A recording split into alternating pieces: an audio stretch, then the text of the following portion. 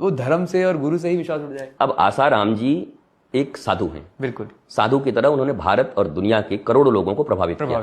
आज भी घरों में वो पादुका, उनकी पूजा, और लोग आसाराम जी ने लाखों लोगों के ये छुड़ा दिए, शराब छुड़ा दी। बिल्कुल छुड़ा। आसाराम जी ने लाखों लोगों के जीवन में परिवर्तन लाया। मातृ पितृ दिवस दे करके कहा कि एक दिन भी तो कम से कम माता पिता की पूजा करो।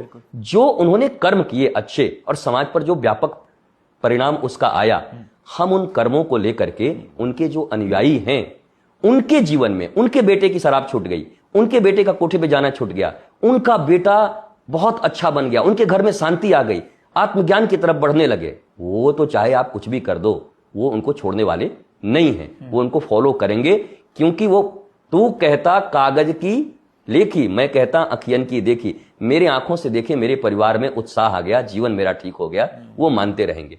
अब उन्होंने किया या नहीं किया, ये भारतीय संविधान के पास है।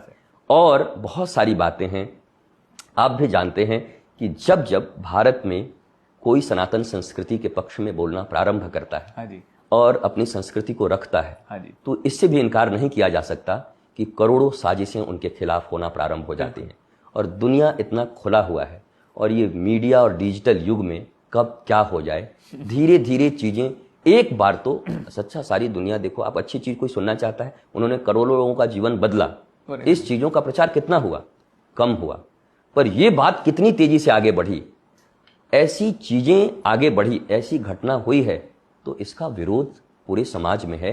लेकिन आप देख रहे होंगे, शायद कुछ रिपोर्ट्स आ रहे हैं, जहां तक मैं देख रहा हूं, धीरे धीरे एक एक चीज करके वो बरी होते जा रहे हैं। लंबा समय हो रहा है, लेकिन बहुत लंबे, अब उनकी उम्र हो रही है। अगर ये किसी दिन गलत निकला तो एक महात्मा को हमने बलि चढ़ा दिया, एक महात्मा की, एक भारत की प्रणेता का हमने बलि चढ़ा दिया। मैं इस कानून से भी बहुत ज्यादा सहमत नहीं हूं, और शायद भारत का कोई आदमी सहमत नहीं होगा, क्योंकि आपकी पुलिसिंग व्यवस्था 1861 की है, ब्रिटिश ने बनाई थी हिंदुस्तानियों को दबाने के लिए। अब कौन से हिंदुस्तानियों को दबाने के लिए यही ब्रिटिश व्यवस्था चली आ रही है? हमारा तो अपना कानून भी हमारे पास नहीं है, पुलिसिंग व्यवस्था नहीं है, शिक्षा व्यवस्था नहीं है।